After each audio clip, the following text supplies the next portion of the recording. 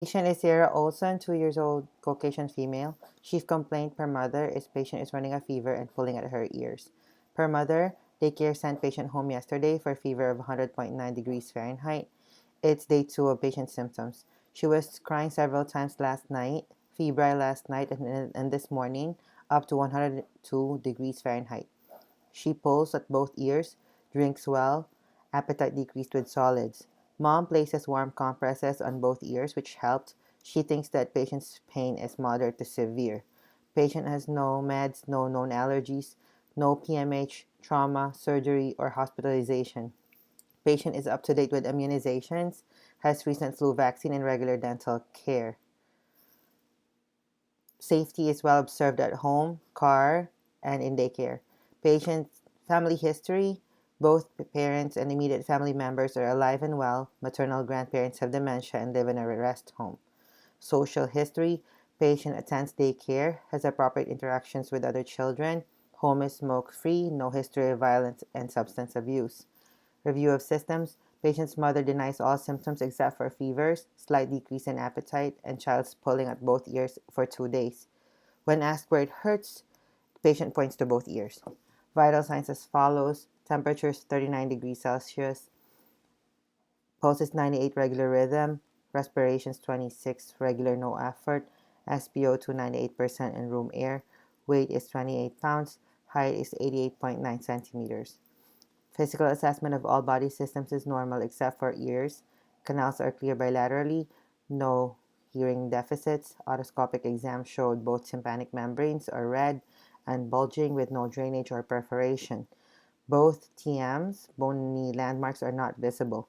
Lymphatic system revealed enlarged cervical nodes that are movable and non-tender. Primary diagnosis is acute otitis media, or AOM. It is acute inflammation of the middle ear that penetrates to the eustachian tube caused by virus or bacteria. The triggering factors for AOM include colds, temperature changes, infectious diseases, breastfeeding, etc. Symptoms that are mainly fever and otalgia present with an acute onset. Pediatric populations are more prone to AOM due to the anatomical features of eustachian tube. Staph, strep, and Haemophilus organisms are common bacterial etiology of AOM. Three differential diagnoses include otitis media with effusion or OEM, and upper respiratory tract infection like sinusitis. These are considered due to patient signs and symptoms of otalgia and fever. OEM, however, presents with hearing loss or fullness or popping in the ear, and it usually starts after AOM. Sinusitis often presents with ear pain or pressure and fever, but AOM is confirmed as patient has red and bulging TM and limited mobility of TMs with pneumatic otoscopy. For a plan of care, medications include amoxicillin 80 to 90 milligrams per kilogram per day in 2 divided doses each day. This is first-line treatment unless patient is allergic to penicillin or unable to tolerate PO medications.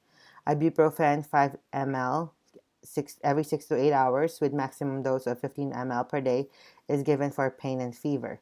Offer oral xylitol as it has bacteriostatic effects against S. pneumoniae, which is one causative factor of AOM, and it prevents bacterial adhesion to mucous membranes.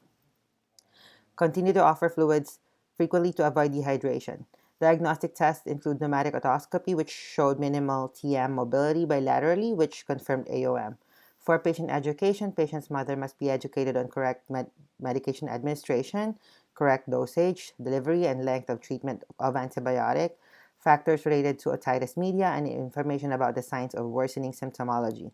Patient's mother needs to be instructed about what actions to take if symptoms worsen or do not improve in 72 hours. For culture considerations, patient's mother needs to be informed of the genetic predisposition of developing AOM, as it is common in non-Hispanic Caucasians. Health promotion should focus on educating about risk factors related to AOM, which include genetic susceptibility, age, sharing a bedroom, attending daycare, feeding in supine position, fall season, and breastfeeding. Patient needs to be referred to ENT if all treatment fails. Patient does not need follow-up if symptoms get better in 48 hours. However, patient should return to clinic if there is no improvement in 48 hours post-treatment or if symptoms worsen. ASD standardized tests is to be done next visit.